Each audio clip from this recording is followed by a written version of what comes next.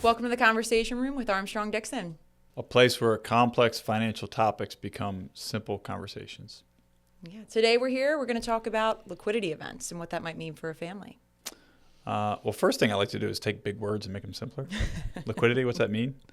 Usually that's a big life-changing event where something is turned into cash for a client, or a prospective client. The most common ones I think we'd see on that would be sale of a business or sale of a piece of real estate. Other one potentially coming up is going to be an inheritance. Right. I think in both of those circumstances, what we're talking about are life-changing events.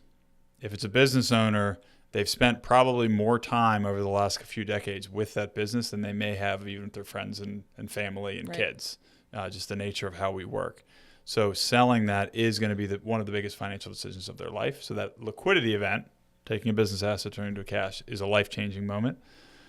Same for the real estate. And then for the inheritance part of it, that's a death of somebody that's close to them. Yeah. That could be a parent, that could be a grandparent, that could be somebody in their family tree. Those are usually the liquidity events that we see. Right. So I think the first is defining the terms of what is that. What I usually do in those circumstances with clients, and this is a source of wisdom that's not unique to just the financial industry, usually the best thing to do is nothing.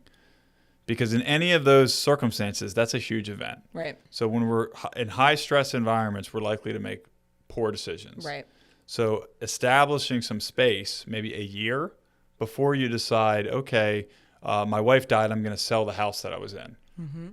Maybe wait on that a couple of months because you know your neighbors, you know your community, you know your friends, right? Or I sold the business, so now I'm immediately going to go invest in this other project, or I'm immediately going to go put money in the stock market, or I'm immediately going to make another change to that. How about you just sit and pause for a moment? Yeah, it's an emotional decision, right? My dad passed when I was 20. My mom's still in the house. She was ready to leave at first. She's still there. That's 13 years later. So I know exactly what you mean.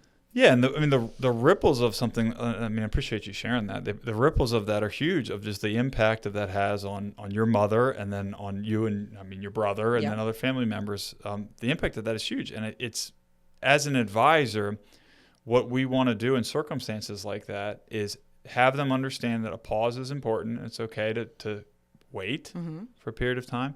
And then have counselors around them that can work with them on decisions. So the ideal circumstance is that we already have that relationship in place. Right.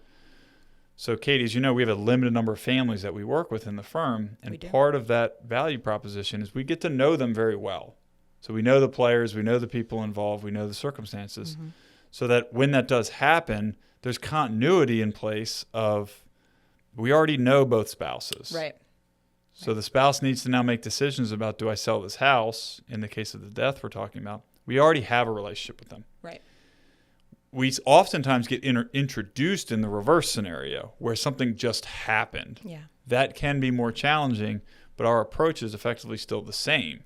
The last thing I want to do when I come in and meet somebody that has just sold a business or just lost a loved one is to all of a sudden show them like pie charts. Right. Yeah. That's not going to help. It's not really a great time for data. It's not a great time for data. The likely scenario is the person's going to nod their head and then make a decision whether they want to work with me based upon whether they like the color of my shirt. Right. So it's not the right time to have that conversation. So relationship is the most important thing to form first. So the ideal situation is we already had the relationship with them. But when we're facing liquidity events, oftentimes that's the number one thing I do is suggest the pause. Yeah, absolutely. And I think part of our relationship is to just walk the walk with them and work through those emotions as far as making decisions in the future and knowing their names and really getting a better understanding of their objective, I think, is really our job. That's what we do. We want to walk that walk with them. Yeah, and Katie, I think maybe talk a little bit about your role of integrating somebody like me who's going to be working with the client and having that relationship with other advisors that are on the team to help get the stuff that actually needs to get done, right? You can't just not file a tax return because you've had a business sale or lost a loved one. Like, can you talk a little bit about that? Yeah. I mean, I think that my job here is to implement a team approach, right? It's not just Joe you're going to be seeing. You're going to be seeing a servicing advisor. That could be Skylar, Nav, Tucker. That list could go on. And then there's a whole operations and marketing team. And then I'm part of the team too. And we're giving that continuity to the relationship to really make it feel whole as we process this. I think it's such a tricky time. And even, back to my story, I remember when my dad died, just my mom being inundated with paperwork. And she did not have an advisor at the time. But to work through that and to mentally do it, I feel like just looking at now what we do and how we could have walked through that with her, I think would have been really powerful to have somebody just be a guide and help her literally sort through paperwork and make that feel, you get a feeling behind it rather than just, okay, am I moving it in this account? Am I doing this? Or is this transaction, am I investing it properly? I don't really think that's what matters in the moment. I think just getting yourself as much mental clarity in these difficult decisions, and even outside of losing a loved one, right? Even if it's a business sale and it's a planned transaction, that's a huge life-altering event that sorting out what transaction and what paperwork and where to sign, and you missed a signature, and what's the fax number for those who don't know, or the email, where to mail it to, all those things. I think it's just a really difficult time for people, and it's charged with emotion, positive and negative, but really it's just a confusing time. So we take a team approach, and it's not just one person that's going to help them walk that walk, like I keep saying. Yeah, and some of those conversations internally we might have with the other advisor to really determine when we're working with that person, okay, what is important and urgent? Mm-hmm. So you can approach the client and saying, hey, this does need a decision. We need you to work on this. Versus what's something that's important but maybe not necessarily urgent. Right. Like, hey, this can wait. Right. And then there are things that are really not important, or urgent. Yeah. So understanding from our experience of working with families and understanding the financial landscape is to pull out that complexity in that circumstance. Talking in your scenario with your mother to say, what's urgent and important? I need a decision. Let's talk through it to help you make a decision. Right. And what are the other things that we can put off that, hey, this needs to happen, but it can wait a year. Right. Or if this never gets done, you're going to be fine. Everybody's going to be okay. Like they'll keep sending you mail. You can keep filing it in your I'll get to this later drawer. Yeah. Everybody's got one of those nice drawers. Exactly.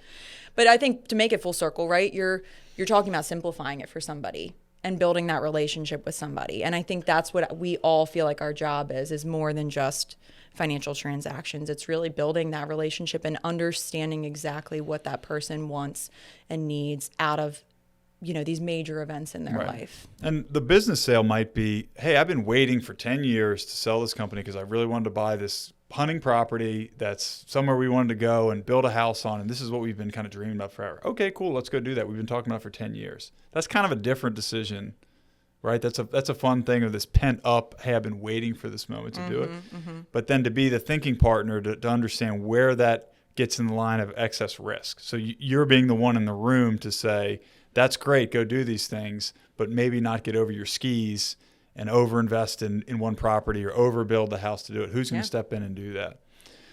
So really what we're talking about in summary is having a partnership with a firm that is going to help you decide or you're going to clarify what matters most to you, and we're going to help use your money as a tool to help towards that end. Yeah, absolutely. We're going to know your family, and we're going to make it happen for you. Yeah.